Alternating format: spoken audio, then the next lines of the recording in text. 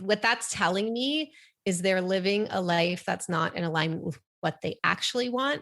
They're doing things that they think they're supposed to do as an entrepreneur. And I understand that because as entrepreneurs, we do things that the average moms don't.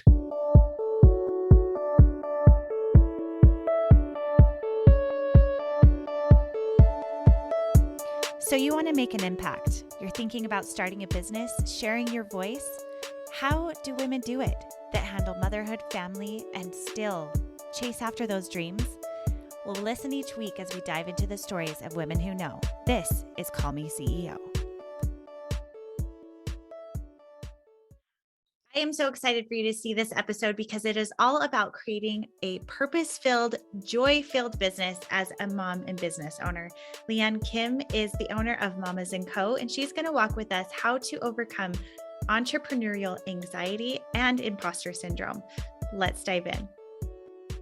Welcome back, everyone, to another episode of Call Me CEO. And today we are talking about entrepreneurial anxiety, which we all have anxiety these days. I think that that's something that post-pandemic or, just coming out of the weeds of all of that, there's a lot of anxiety and mental health concerns that we have as humans, as parents for our children, and also especially as business owners, entrepreneurial anxiety. And today we are talking to the expert, Lianne Kim, who found that topic as a piece that she wants to dive into. I'm so excited about this. She's the author of Building a Joyful Business and also the host of The Business of Thinking Big. So thank you so much for being on the episode on this podcast today. I'm so excited to talk to you. Thank you so much for having me, Camille. I'm grateful to be here. Yeah. So please tell our audience about yourself. And we here, most of us are mothers. So please share your family and where you live and a little bit about you. Sure. So my name is Lianne Kim. I live in Toronto, Canada, and I'm a mom of two little ones, Julia and Alex, my little monsters. And I started my business as a side hustle years ago because I had just come off of 2 back-to-back maternity leaves, basically. And here in Canada, we get these lovely, luxurious 1-year maternity leaves. It's amazing. And I really bonded with I know we're very spoiled. At the time, I had a corporate job and I didn't, I liked it, but I didn't love it.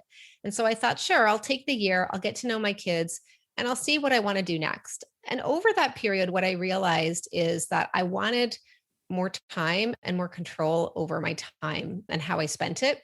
I was very good at specific things. I was in sales and marketing and I liked it. But as I say, I just felt like after having kids, I was looking for something that gave me more of that sense of purpose and fulfillment, and also would allow me to take a Friday off if I wanted to take my kids to the zoo, or, a week off if we wanted to go to Disney. And that just wasn't the case with, being employed. So I started this little side hustle business. First business was an arts and crafts business, actually. And while I had that business, I realized how much I didn't know about self-employment. And so I posted in this Facebook group, hey, are there any mamas here who have their own business and want to get together for a glass of wine? And the response was huge. I mean, 7 women came out on that first night in a snowstorm in Toronto. And I was like, okay, if 7 mamas are going to come out in a snowstorm, that tells me that we are onto something. And it's just grown and blossomed since then. That's wonderful. So tell our audience what it is, what that community looks like, and where it is right now. Sure. So back in the day, we did a lot of in-person meetups because that's what I was craving at the time. Now we're almost 8 years later. Everything we do is online. We have hundreds of members inside the Mamas & Co. community, which is where I teach, I coach, and basically inspire mamas to start and grow profitable businesses so they can live their wildest dreams. We also have a team of mentors and growing team of coaches inside the community so that they can also share their knowledge and wisdom with newer mama entrepreneurs who are just starting out. And it's such a magical space. I always say I had a membership before I even knew what memberships were. I had a community before that was even a thing. And now, we're going to celebrate our 8th anniversary coming up fall of 2022. It's very exciting. Wow, that is so cool. I am just starting now to offer coaching to women growing their businesses as virtual assistants, as well as women growing their business and or hiring virtual assistants. How do you do that? How do you grow a business? And man, the coaching world is so much fun. I love it so much, connecting with women one-on-one and helping them reach their goals. So I am sure there's so much that I can learn from you today, as well as our audience. Talking with you about one of the number one questions I get over and over is, how do we create balance within our lives, building a business, pursuing our passions, whether it's a hobby or even getting out to go to the gym or something that you hope to grow into something really large? And what would your answer be to that? Well, first of all, I think we have to embrace and be open to balance. I think a lot of people find that word triggering because it brings up this sort of antiquated ideas of things needing to be perfectly in balance, which I'm not a fan of anything that has the word perfect in it, because I don't believe that exists. But I do believe that balance exists. And I think, I did a podcast episode on this recently on my own show called A New Approach to Balance. And I'll happily share that to your listeners as well, if you want to link to it in the show notes.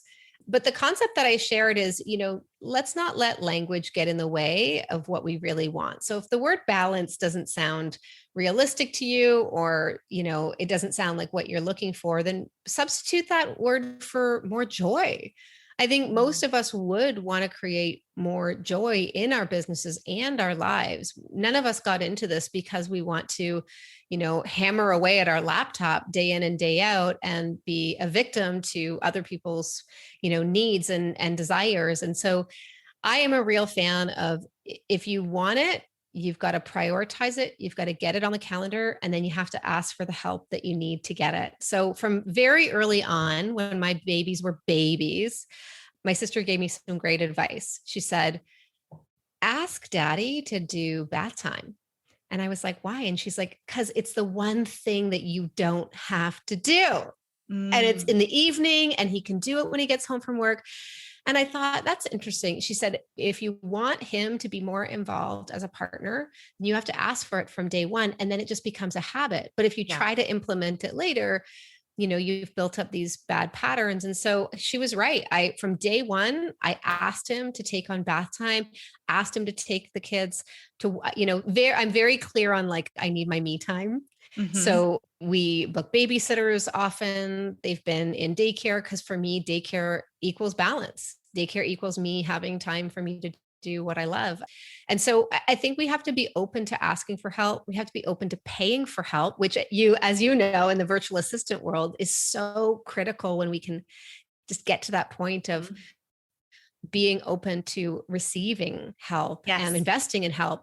It's a different way of thinking, but once we get there, it's game changing. And that, that's just, I could go on about this balance like forever, but there's a couple of pointers in there. Yeah, I really appreciate that. And it's funny because a lot of times the women that I'm coaching who need to grow their business and get the help of a virtual assistant, they really have a hard time with trust and knowing when is the right time and how to make those steps.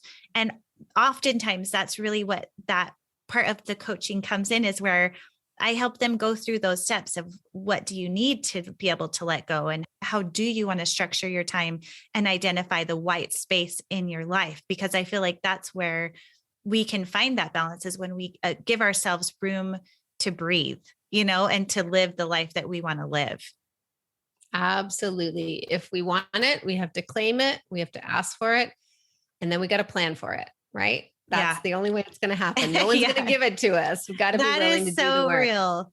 That is so real. And I love the part of asking your partner or your spouse for that help in the beginning is such good advice. And if you're listening to this now and thinking, gosh, dang it, why didn't I think of that? It's not too late. I think that there are so many situations where, if presented with love and honesty, where everyone's well rested, well fed, and it's a moment of true connection with your spouse or partner, that you can talk about the division of responsibilities and what you need, that there is space to make transitions and to move out of those old or perhaps imbalanced habits. Would you agree?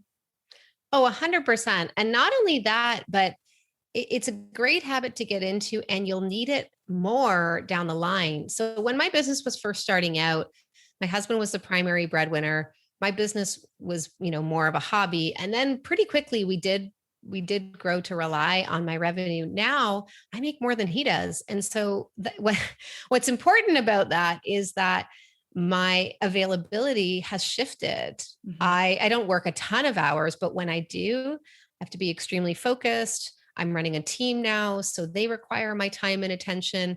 Whereas his responsibilities in his own career have not grown that much. In fact, we just had a conversation about this, talk about awkward conversations.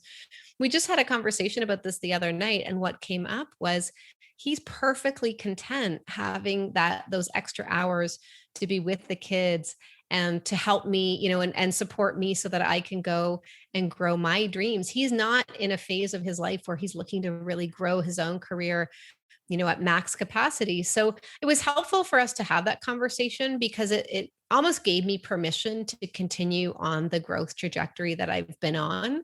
And I think it's important to just also, check in with your spouse, check in with the key people in your life, see how they're feeling about your own growth.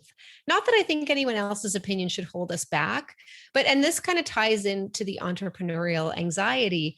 A big part of how we are shaped is by the people around us, their thoughts and opinions, their energy levels. And sometimes these things can really go unsaid, and it can build and build. And this is one of the problems with anxiety is it festers and it grows. And if we don't deal with stuff, if we don't have conversations about stuff, if we don't ask for help in some of these areas, then we burn out. And that's really, that's really a worst case scenario of entrepreneurial anxiety, but it's very, very real. And I've coached many 6 and even 7-figure business owners through burnout and coming back from burnout. And it's something that I think if we can avoid it, if we can avoid burning out by putting in healthy habits, by putting in, good practices, that's what we want to do. Mm. I would love to hear what are common questions or burnout phases that people that you've coached have gone through, and how do you help them reverse that stage of burnout so that they can thrive? Yeah. Oh, there's definitely some warning signals. So I'll try to think about some conversations I've had in like my coaching work. Women will tell me things like, these days, I just don't feel like getting out of bed. Right. Every time I think about work, I start to stress out. I can feel myself, my shoulders up around my ears. I can feel that my breathing is shallow. So a lot of times women are very in tune with their bodies and how their bodies are responding to stress, but they don't necessarily call it entrepreneurial anxiety. They'll say things like, and this is more for my earlier stages, is like, I don't know where the next client's going to come from. I got to do all this work. I'm going to have to put out all this content. It's all the have tos, got tos, shoulds. When we hear that a lot, what that's telling me is they're living a life that's not in alignment with what they actually want. They're doing things that they think they're supposed to do as an entrepreneur. And I understand that because as entrepreneurs, we do things that the average moms don't. Like how many moms do you see at the school pickup or at the playground that are, recording selfie videos for social media? Like I don't see it. I don't see it all that much unless they're my fellow mamapreneurs. And so we forget that some of the things that we're asking ourselves to do day in and day out, these are big things. And they do push us out of our comfort zone. And so I think, if I could give your listeners any advice, it's be listening for those signs of overwhelm, of stress. Again, often it shows up as a dislike of how you're spending your time, or like, oh, I really don't want to sit down and do X, Y, Z. I really don't want to do a day of coaching calls. I really don't want to record podcasts. I'm just not feeling it right now. Right? Those are the little signs. And then some of the bigger signs are things like, our loved ones call us out. We push people away because we're so stressed. We can't, for me, a big one is when I'm up to here with stress and anxiety, I dump other problems on my partner. So we recently had some issues with some home repairs that were unforeseen, and I just didn't feel like I could take that on. So instead of dealing with it and having conversations, I kind of just said, you need to deal with this. And just, so the bigger signs are things like trouble in our relationships, feelings of immense loneliness, feelings like nobody understands us. Unfortunately, I've coached women who are, do become diagnosed with depression, bipolar. And that's, obviously if things are getting to that point, we need to take it seriously and seek medical help. But I do think there's a lot that we can do before things get to that stage, of being clinical. There's a lot that we can do to create coping strategies so that we're not living with this anxiety day in and day out. And we can talk about what some of those practices are for you. For me, I'm happy to share. Yeah, I would love to. I think that there are a lot of things that I just heard you list that are so relatable, especially when it comes to that feeling of, I think we've all been through different phases of our business where we felt that feeling of dread, where you're just like, oh, I don't even want to get out of bed today. I just want to phone it in and watch Netflix or whatever it might be, or just snuggle my kids or things like that. And so that is so relatable. We've all been there. And then getting to the point of, feeling like you need a mental health professional involved. That is something that is so real and so relatable too. So let's break it down and work through that of what are some good steps to take so that hopefully you don't get to the place of needing immense help, and so that you can thrive in the process. Yeah, this is a great question. So I do talk about this a little bit in my book, which is ironically called Building a Joyful Business. And it really is about building a joyful life as well. So I think step number one is to get clear on what a joyful business and life looks like for you. Mm-hmm. Far too many of us are just settling for what we have, right? We kind of feel like, well, I built this thing, I guess I have to live with it. And that's just simply not true. So what does joy look like for you? What does freedom look like for you? How many hours a week do you want to be working? Who do you want to be serving? And how do you want to be serving them? These are questions that we should be revisiting on a regular basis. And I think once we can create that clarity for ourselves, then we can go about taking the steps to get there. But if we don't know what a joyful, successful life looks like for us, it's going to be impossible to get there, to make that change happen. I love that you said to revisit it, because as women, especially, we go through different seasons and different capacities in our life, depending on, if we're pregnant, nursing, toddler, potty training, that's like its own job. Or if we have teenagers that emotionally need our time and attention. I mean, there's just different phases where that changes. And so revisiting it, I love that idea. Would you say that it's something you should revisit quarterly or more often? I would say maybe twice a year. Okay. And good times for me, I don't know about you, but I feel like sort of a natural pause around this time of year that we're recording. So June, July for me is like my slowest time of year. And I'm usually kind of gathering my thoughts to think about our next season. And a season for us, I think of it starting in August and it runs all the way until the end of May. That's like our busy season. Yeah. So for me, this is a great time to pause and think, what do I want that next full season to look like? And then I would say another time for me would be around the holiday time. So, at the midway point in the year where, again, my year, I think of my year as almost like the school year, but it's sort of middle of that cycle where we've already completed the busy fall season. And I think that, it's a great time as well to pause and look at your family life. So every December we sit down as a family and we talk about, trips we want to take, goals we want to achieve as a family. I've done dream boards and vision board exercises with my kiddos, although we don't do that stuff all the time, but that's a beautiful time of year to just take stock. And, if you do have these entrepreneurial, mompreneur anxiety coming up, I don't want us to feel like that's a failure or, we're a bad person because we're not feeling joyful all the time, but see that as a sign that you got to check in with yourself and figure out what it is we want to do differently. And, I call this in my business, I don't like the word goals because I feel like they're very vague. I use the term desired end results, or DERs. What are those DERs for you? And then once we have that clarity, then let's go about putting a plan in place so that we can get there. And that's where the real fun part starts, in my opinion. So I do this for myself, as I say, a couple times a year, but I do it with every single coaching program I run. It is always day one of the coaching program is visioning. And I get these women dreaming big and thinking big, because again, if we don't have the courage to dream it or get clear on it, we can't possibly make it happen.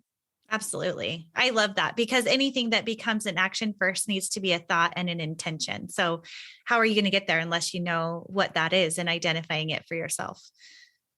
So awesome. Absolutely. Okay. So we have our DER, and what do we do next? Well, I mean, it really does depend what is not working, right? If you're in this state of overwhelm, if you're in this state, I think there's quite a few strategies that can help, and depending on where everyone's at. The big ones I see are commitment to the things that we want first and foremost. So for me, one of the things that I found is when I start my day with physical activity, 20 minutes a day, I get more done. I'm more focused. I feel more myself. And then I still have energy at the end of the day to give to my loved ones. Yeah. When I don't, and this was happening to me in the early days of my business, especially I live in Toronto, so it's cold half of the year. And I found myself, I would just kind of avoid it, and I wouldn't leave the house, and I'd stay glued to the computer. And those times, I gained weight. I felt lethargic. I wasn't feeling like myself. And therefore I couldn't possibly give my best to my clients or my family. So that's a big one for me is prioritizing wellness strategies. For me, it's 20 minutes of movement every morning. For you, it might look like something different, but we can't possibly serve others if our bodies are breaking down, right? It doesn't matter how much we have going on up here between the ears, if the rest of our bodies falling apart. And unfortunately, I see this way too much with female entrepreneurs that are successful. Yes, they've built a 7-figure business, but it's come at a cost. And for me, that was a trade-off I wasn't willing to make. And the same goes for time with my family. If what you truly want is more time with your kids to be a present and engaged mom, then you have to commit to that. And for the longest time, I'll tell you something that I'm going through in my own life. My kids are right now 10 and 8. So they're going into grade 4 and 5. And in a year, they're going to be starting middle school.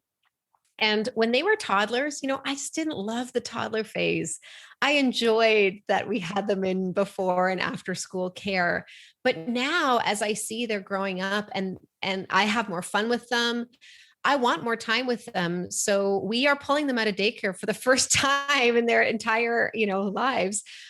Starting in the fall. And that's because I really want to do those after school things with them. I want them to help me with cooking dinner. And that for me, that time with them is sacred. So what I don't do is commit to having time with them. And then, I'm on Instagram or trying to work while I'm momming. That's a big one for me. Like, yes, we need to do all of the things, but we don't have to do them all at once. So I'm either doing this with you right here, right up until, 4 or 5 p.m., depends on the day, I'm working. And then at 5 o'clock, I close my laptop. I shift into mom mode as best I can. It's not always possible. Sometimes you take some stuff with the day with you, but I really try to be in one mode at a time, either mom mode or work mode, but never both, because you're just going to give yourself more feelings of overwhelm. And like we're failing at all the things, right? But if you just choose one thing, and that's the thing that you're doing in the moment, then it's a lot easier to stay on track and stay focused. So those are just a few of the things that I end up coaching quite a few people on, to be honest with you. Yeah. Well, and I think that there's a couple of things that come to mind for me here is that we live in such an amazing time where we can work from home and we have access to a computer or whatever it is that helps us to do our job. However, that can come with the easiness of being distracted as well. And so really defining those times can make a huge difference with being able to focus and prioritize and get the things done. Have you found that are there certain tactics that you have people put into play to help them divide the time so that they're not sleeping or slipping into blending the two together? Absolutely. So I do talk about this. There's a whole chapter on schedule in my book because so many people ask me for time management tips and productivity tips, and I've got them. But the biggest thing is deciding on your schedule, having a schedule, and then sticking to it. So for me, I am mentally the sharpest in the morning. So I tend to have, more creative time, content creation time in the mornings, and then things that don't require that same amount of presence, I move those to the afternoon. So, and then another thing that I think, when I think of schedule, everyone loves when I share those tips. Have certain days where you are client facing and other days where you're behind the scenes working on your business and not in it. That when I made that shift, that was a game changer for me because it allowed me to just focus on one thing during that period of time. The real thief of productivity is what we call context switching. So it's doing 17 things in a given work day, as opposed to just picking one or two and really getting those things done well. So that is a biggie for me. Start to divide your days, your hours. If you only have 5 hours a week to work on your business because you're a full-time mama or because you're working full-time, that's fine. But then block off those 5 hours and protect the hell out of them, because again, it's like no one's going to give you that time back.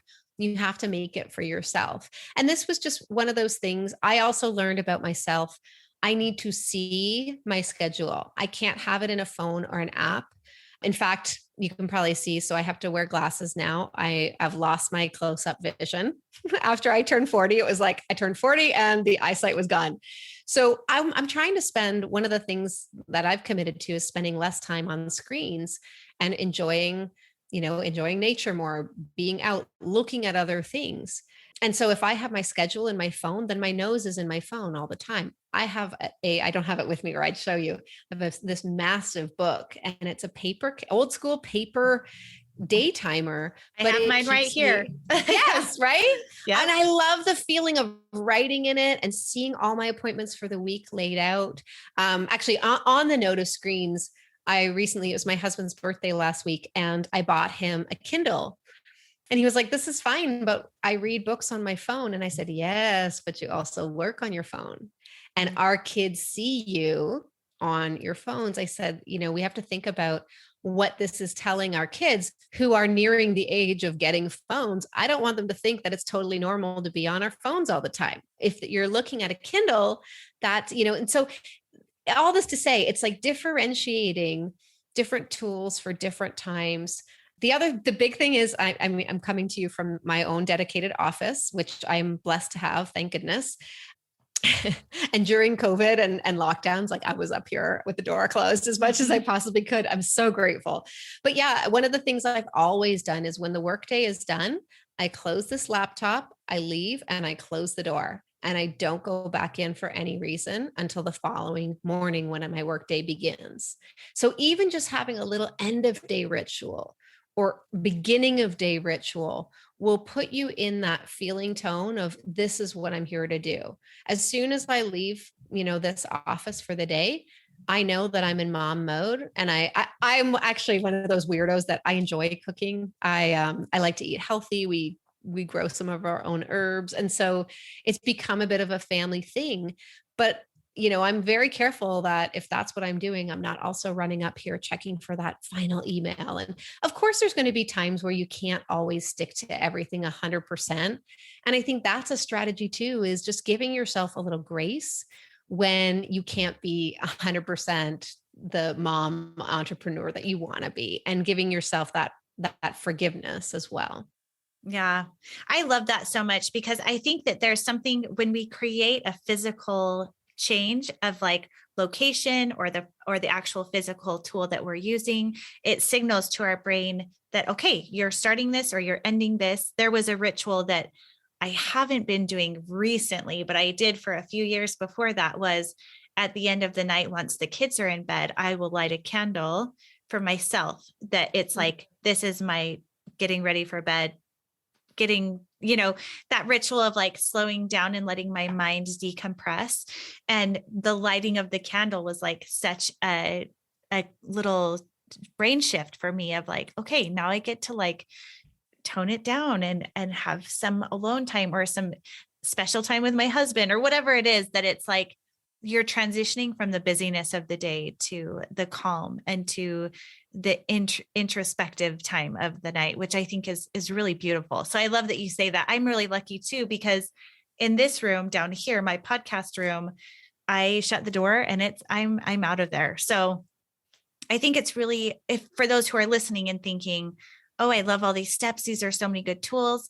I think for me, taking on any new habitual change is something I need to do one little step at a time. So one of my favorite books is Atomic Habits, where it's like a very small change to a positive behavior you have. Is that something that you try to do as well? Absolutely.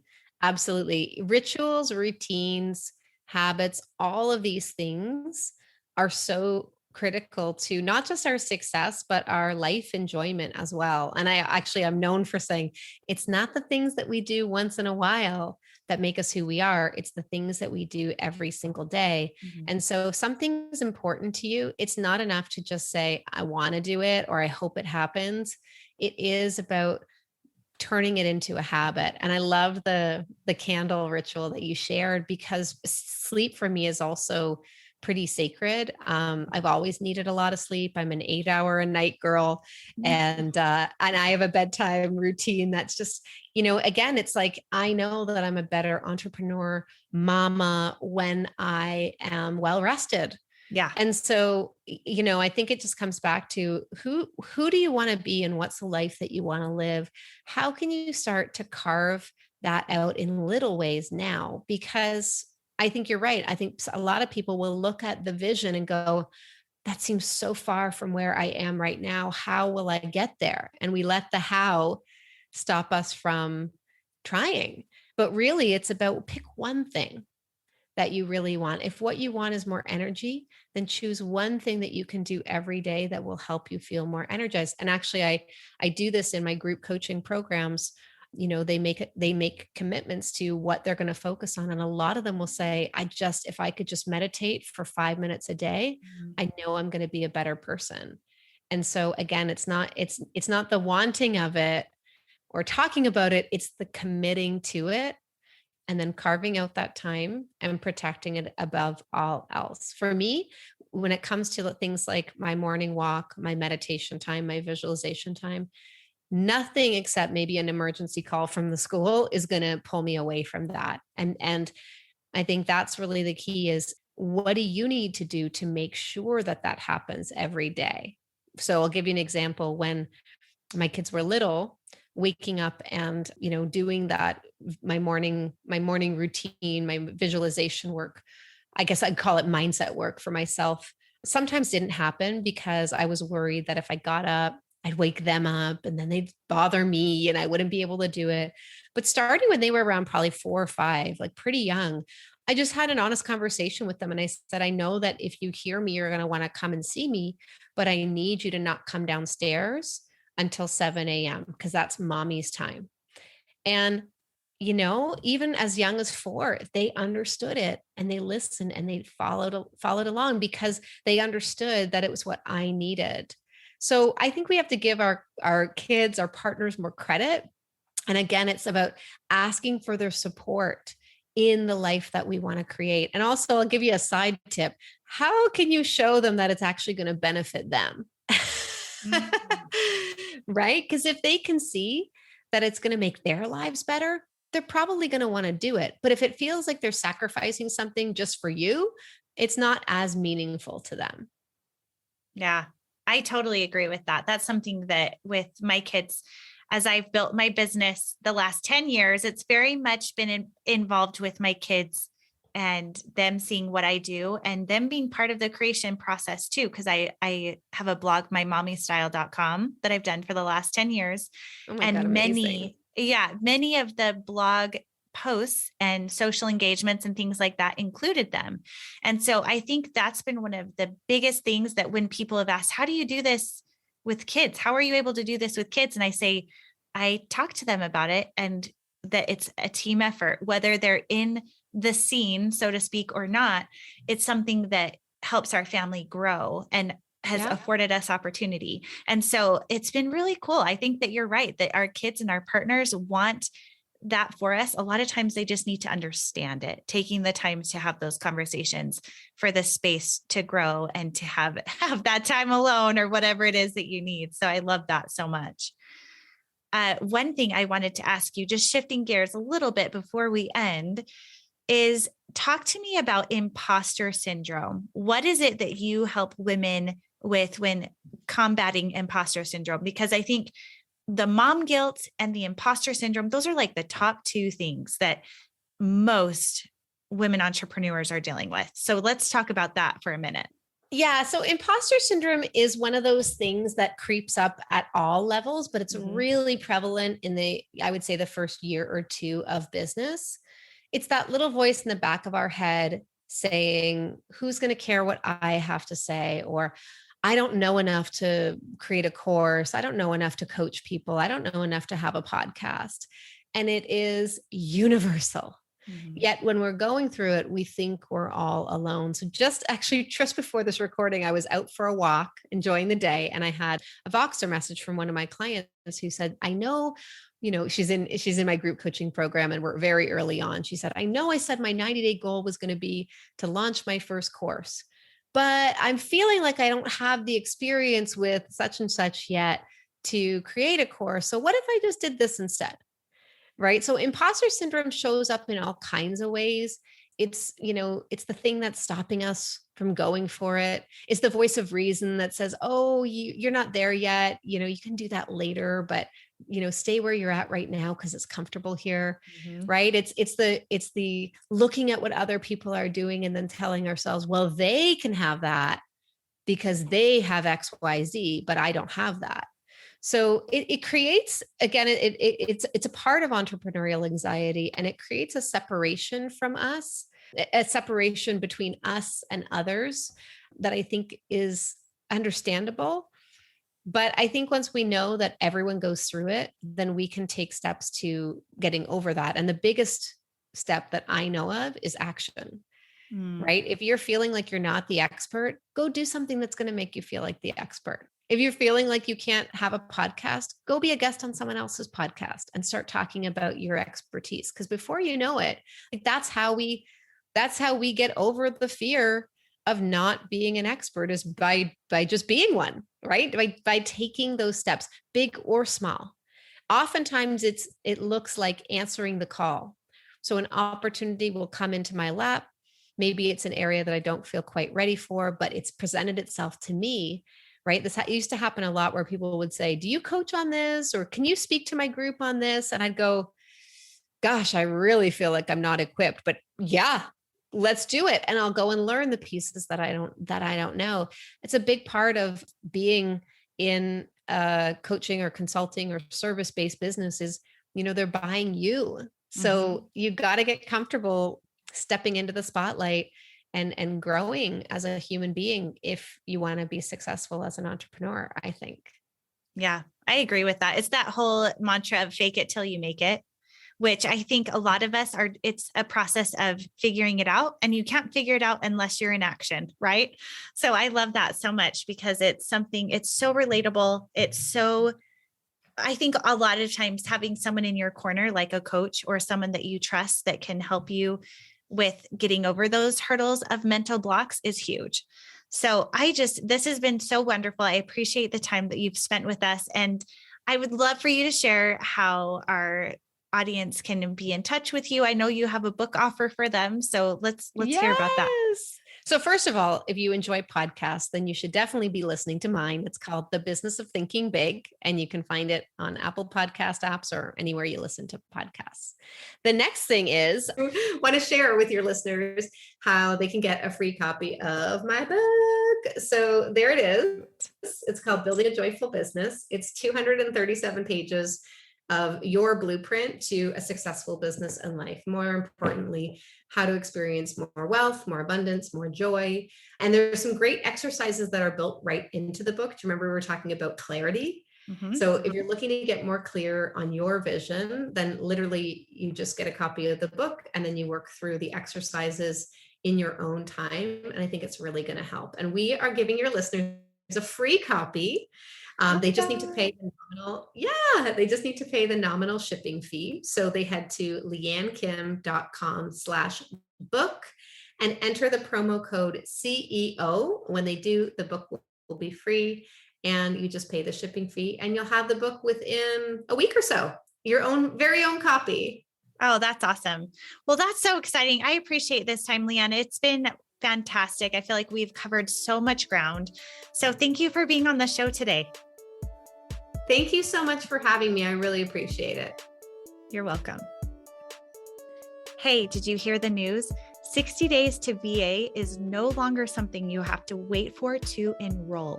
I'm actually starting to bring on students one by one. It's a very personal interaction where I do a discovery call with you to see if 60 days to VA is a good fit for you.